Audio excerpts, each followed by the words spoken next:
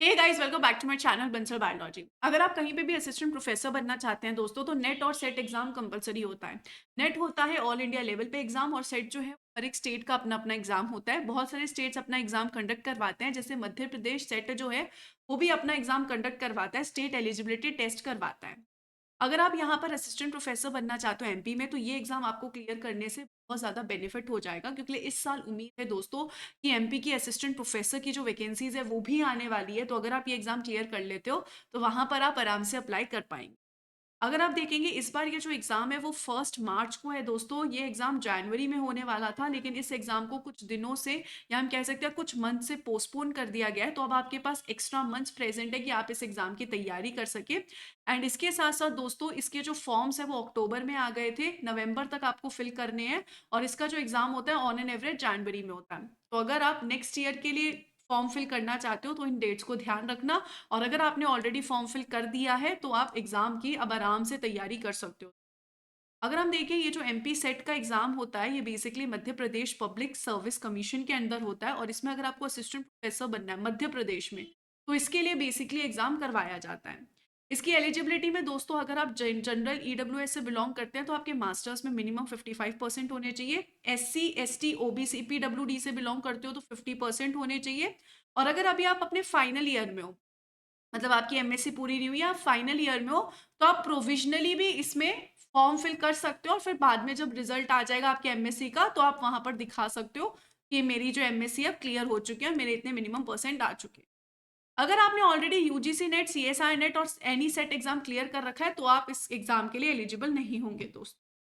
यहाँ पर अगर हम देखें, ये जो पेपर होता है दोस्तों, इसमें 2 पेपर होते हैं, पेपर 1 और पेपर 2। पेपर 1 होता है जनरल पेपर, और पेपर 2 होता है लाइफ साइंस वाला पेपर।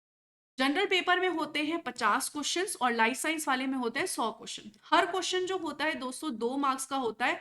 तो यहाँ पर अगर हम देखें, ये हो गया 100 मार्क्स का, ये हो गया 200 मार्क्स का, टोटल 300 मार्क्स का आपका पेपर रहने वाला है। तो और 3 घंटे का टोटल पेपर होता है। तो इस तरीके से टोटल 3 घंटे का पेपर है।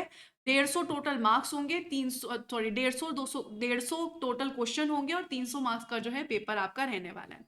एमसीक्यू टाइप ऑफ क्वेश्चन होगा, और कोई भी आपकी नेगेटिव मार्किंग इस केस में नहीं होती। अगर हम यहाँ पर देखें, जनरल पेपर 1 में टीचिंग एप्टीट्यूड आता है, रिसर्च एप्टीट्यूड आता है, और 2 मार्क्स होते हैं हर एक क्वेश्चन में। लाइफ साइंस में दोस्तों बिल्कुल सीएसआई नेट वाला सिलेबस है। बायोकेमिस्ट्री है, सेल बायोलॉजी है, मॉलिक्यूलर बायोलॉजी है, इम्यूनोलॉजी है, इसके अलावा developmental biology, plant physiology, animal physiology, genetics, diversity, ecology, evolution, applied biology और टेक्निक्स। जो हमारे सीएसआर का सिलेबस है, सेम वही सिलेबस है दोस्तों, लेकिन सीएसआर जितनी डेप्थ आपको इस एग्जाम के लिए नहीं चाहिए होती है। ये एग्जाम बहुत इजी होता है, सीएसआई नेट के कंपैरेटिवली बहुत इजी होता है सेट एग्जाम। मिनिमम क्राइटेरिया आपका यहाँ पर ये होना चाहिए कि अगर आपने एग्जाम दिया है, तो एटलीस्ट आपके 40% तो आने ही आने चाहिए। और रिजर्व कैटेगरी में हो, तो एग्जाम में एटलीस्ट 35% तो आने ही आने चाहिए। उसके ऊपर आएँगे तभी फिर आपको क्वालीफाई होगे या नहीं होगे बताया जाएगा। लेकिन अगर आप इसके नीचे के होते हो, तो आप डिस्क्वालीफाई हो गए, फिर तो आप क्वालीफाई इस एग्ज़ाम को कर ही नहीं सकते। आपको एटलीस्ट मिनिमम इतने मार्क्स तो चाहिए ही चाहिए इस एग्ज़ाम को क्लियर करने। यहाँ पर अगर हम आगे चलें, तो कोई नेगेटिव मार्किंग नहीं है, और अगर आपने कोई क्वेश्चन छोड़ दिया, तो उसके 0 मार्क्स होंगे दोस्तों। ये आप देख सकते हो, लाइफ साइंस का टोटल सिलेबस है, बायोकेमिस्ट्री, सेल बायोलॉजी जो मैं आपको बोल रही थी, यही पूरा का पूरा जो है सिलेबस यहाँ पर है। इसमें यहाँ पर इस तरीके से टोटल 13 यूनिट्स इधर होती है, बायोकेमिस्ट्री है, फिर इसके अलावा यहाँ पर मॉल बायो होगा दोस्तों, मॉल बायो वगैरह। इस तरीके से पूरा का पूरा सिलेबस जो है बनता है। तो अगर आप तैयारी कर रहे हो इस बार के लिए, तो इस बार के लिए अच्छे से प्रिपेयर करें, बिकॉज असिस्टेंट प्रोफेसर बनने का बहुत अच्छा मौका मिल जाता है दोस्तों। और अगर आप नेक्स्ट ईयर के लिए तैयारी करना चाहते हो, तो अभी से अपनी तैयारी शुरू कर दो। और अगर बंसल बायोलॉजी के साथ जुड़ना चाहते हो मध्य प्रदेश सेट के लिए, तो रिकॉर्डेड क्लास अवेलेबल है, और उसी के साथ साथ टेस्ट सीरीज अवेलेबल है, बिकॉज इस टाइम पे हो सकता है कि आप टेस्ट सीरीज देना चाहते हो।